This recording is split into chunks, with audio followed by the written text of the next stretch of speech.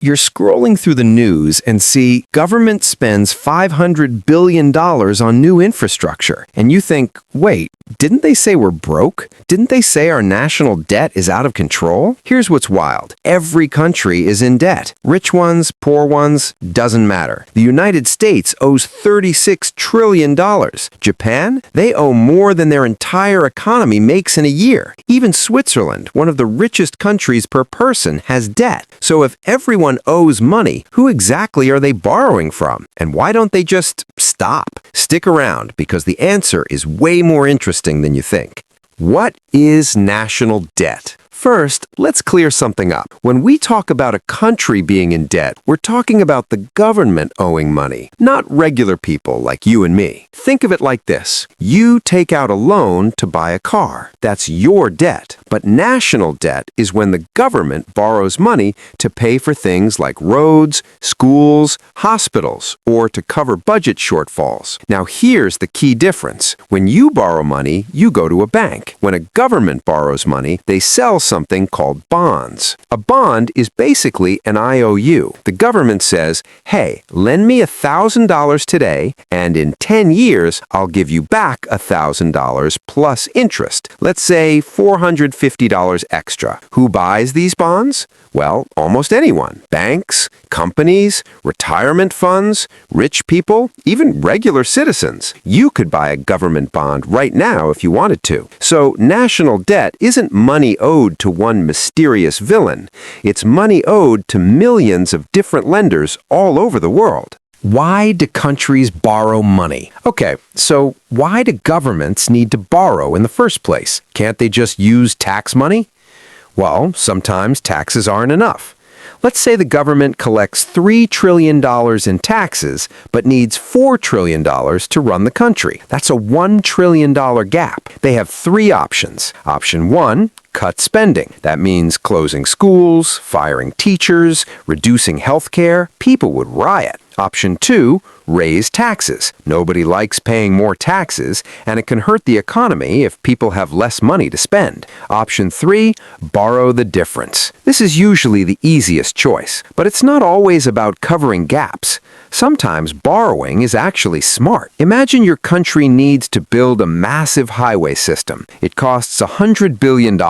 You could wait 20 years to save up that money, but in the meantime, businesses struggle, traffic is terrible, and the economy suffers. Or you could borrow the money now, build the highway, and watch the economy grow faster because of it. The extra economic growth generates more tax revenue, which eventually helps pay off the debt. Think of it like taking out a student loan. Yes, you go into debt, but that education helps you get a better job and earn more money later. Same logic. Countries also borrow during emergencies. When COVID hit in 2020, governments worldwide borrowed trillions to keep their economies from collapsing. Without that money, millions more people would have lost their jobs. So borrowing isn't always bad. It depends on what you're borrowing for and whether you can pay it back. Who lends money to countries? Now here's where it gets interesting. Who has enough money to lend to entire governments? The answer might surprise you. The biggest lender to most governments is themselves. Wait, what? Here's how it works. When you put money in a bank, the bank doesn't just lock it in a vault. They invest it to earn interest. And one of the safest investments? Government bonds. So, when the U.S. government borrows money, a huge chunk of it comes from American banks, pension funds, and insurance companies. Money from Americans goes to the government, and the government pays it back with interest,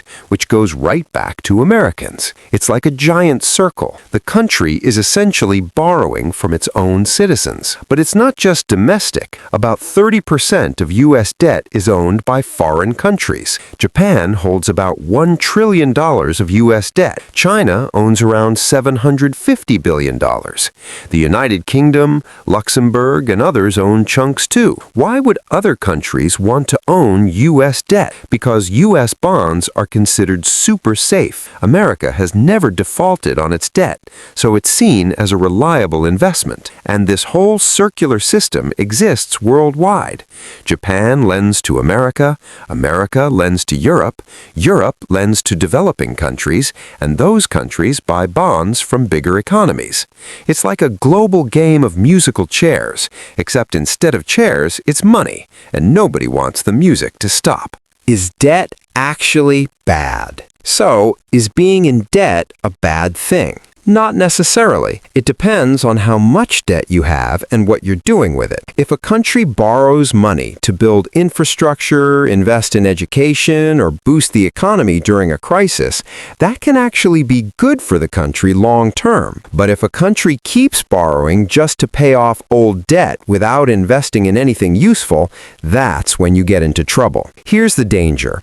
Every year, the government has to pay interest on its debt. The more debt you have, the more interest you pay. And if debt gets too high, you start spending more money on interest than on important things like schools and hospitals. There's a measurement called the debt to GDP ratio. It compares a country's debt to the size of its economy. Many economists say 60% or lower is healthy, but plenty of countries are way above that. Japan's debt is 250% of its GDP. The US is around 120%. Does that mean they're doomed? Not necessarily. As long as people keep trusting them to pay back their debt, they can keep borrowing. But if trust disappears, that's when things collapse. Greece learned this the hard way in 2010. Investors stopped buying Greek bonds, and the country couldn't borrow anymore. The economy crashed, unemployment skyrocketed, and it took years to recover. Sri Lanka faced something similar in 2022. They couldn't pay their debts, ran out of money, and the country descended into chaos. So, debt itself isn't the problem. It's whether you can manage it. Why can't countries just be debt-free? Here's a question you might be thinking. Why not just pay off all the debt and be done with it? Technically, a country could be debt-free, but in reality, almost no country wants that. Why? Because government bonds are actually really important for the economy. Think about it. Where do pension funds invest your retirement money? Government bonds. Where do banks park their extra cash? Government bonds. Where do other countries store their reserves?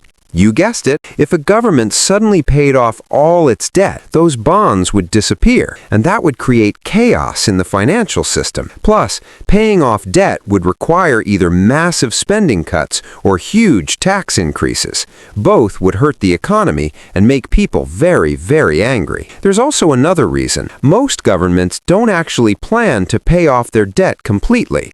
Instead, they just keep rolling it over. When an old bond expires, they issue a new bond to pay it off. It's like using one credit card to pay off another, except governments can do this forever as long as people trust them. The goal isn't to eliminate debt. The goal is to keep it at a manageable level. So, to wrap it up, every country is in debt because borrowing helps them grow, invest, and handle crises. They borrow from their own citizens, foreign countries, banks, and investors.